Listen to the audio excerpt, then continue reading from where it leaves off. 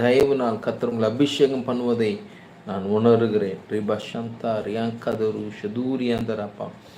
ஜப குறிப்புகளை நீங்கள் தாராளமாய் பதிவிடலாம். என்னிடம் இந்த நிகழ்ச்சி முடிந்ததுக்கப்புறம் நீங்கள் கூப்பிட்டு பேசலாம்.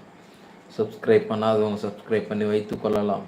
ஆவியில் வளர வேண்டும், பலப்பட வேண்டும் என்கிற வாஞ்சை தாகம் உங்களுக்குள் இருக்குமே ஆனால் நீங்கள் லிமஷந்தோர் யக்கத்தர வேதம் சொல்கிறது, தீர்க்கதரிசியை ஏற்றுக்கொள்கிற தீர்க்கதரிசிக்கு ஏற்ற நன்மைகளை பெற்றுக்கொள்வார்களாம். என்ன நன்மை பாஸ்டர் அப்படின்னு கேட்டிங்கன்னா, ஆவியின் கிருபை, ஆவியின் வரங்கள், ஆவியில் பலப்படுவதற்கு ரீமா கரு ஷதூரியா கத்தரா. இன்று தேசத்தில் ஒரு எழுப்புதல் திட்டத்திற்கு கத்தர் உங்களை ஒரு பங்குள்ளவர்களாய் மாற்றுவார். ஆமென். ரீமா சந்தூரியா கத்தரா. மார்த்தாள் மரியாளை பார்க்கிறோம். மரியாள் நல்ல பங்கை தெரிந்து கொண்டார்கள் என்று வேதம் சொல்கிறது. அதே போல் நாம் ஆண்டவரை தேடும்போது, வார்த்தையை தேடும்போது, குட் போர்ஷன், நம்ம நல்ல ஒரு பங்கை தெரிந்து கொண்டு நமக்கும் நம் குடும்பத்துக்கும் நம் வாழ்கிற பகுதிக்கும் நம் சபைக்கும் தேவ ராஜ்யத்திற்கும் பிரயோஜனமுள்ள ஒரு பாத்திரமாய் மாறிவிடுகிறோம்.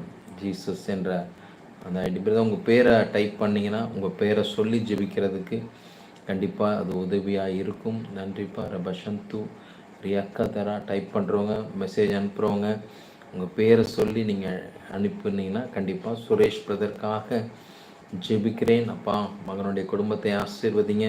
அவர் என்ன காரியத்தை வேண்டிக் கொண்டு இருக்கிறாரோ அந்த காரியங்கள் கர்த்தர் நடக்க பண்ணுங்க. அப்போ அவருடைய வேண்டுதல் விண்ணப்பங்களை கர்த்தர் நீர் அங்கீகரித்து நிச்சயமாய் பதில் கொடுக்க போவதற்காக நன்றி. ஹரிக்காக ஜெபிக்கிறேன், கவிக்காக ஜெபிக்கிறேன், சௌமியாக்காக ஜெபிக்கிறேன், ரிபஷந்து ரியாங்கதரா சுகன்யா அந்த சிஸ்டருக்காக ஜெபிக்கிறேன்ப்பா. 10 இயர்ஸாக பேபி இல்லைன்னு சொல்லி வேதனையோடு கண்ணீரோடு கூட தேவன் என்னை ஆசீர்வதிப்பார் என்கிற நம்பிக்கையோடு கூட இருக்கிற அந்த மகளுக்கு கத்த நிரப்பா கற்பத்தின் கனியை கத்த நீங்கள் ஆசீர்வதிங்கப்பா. ரிபஷந்து ரியாங்கதரா.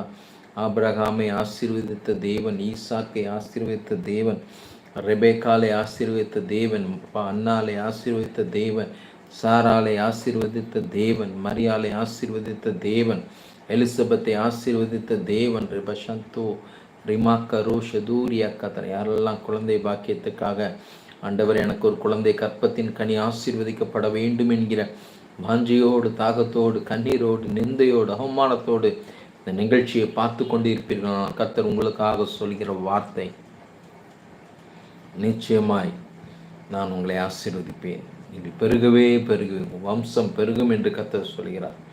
நன்றிப்பா. ரபஷந்து ரியாங்கதரப்பா.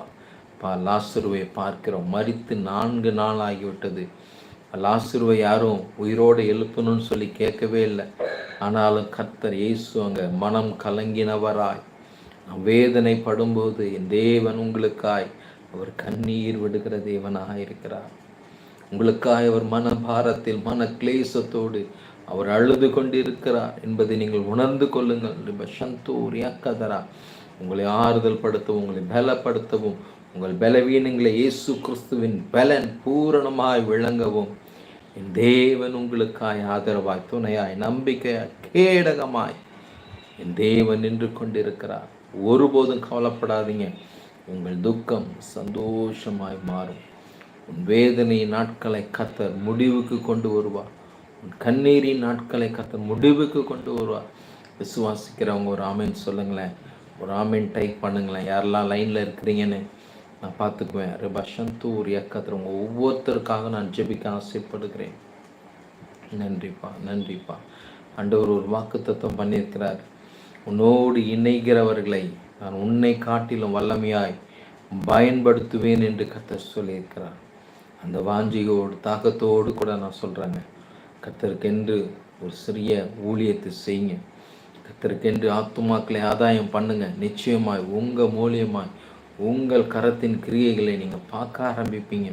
உங்கள் மூலியமாக தேவன் இயற்கைக்கு அப்பாற்பட்ட விதத்தில் எப்படி மோசையோடு இருந்து நான் செய்யும் காரியம் அது பயங்கரமாக இருக்கும் என்று கர்த்தர் வெளிப்படுத்தினாரோ, என்னை எங்கே நீ பிரஸ்தாபப்படுத்துகிறாயோ அங்கே வந்து நான் உன்னை ஆசீர்வதிப்பேன் என்று வாக்கு பண்ணின தேவன், நீங்கள் போய் சுவிசேஷம் அறிவிக்கும் இடத்தில் அங்கே இருக்கிற குறைவுகளை, அங்கே இருக்கிற போராட்டங்களை என் தேவன் அற்புதமாய் மாற்றுவார்.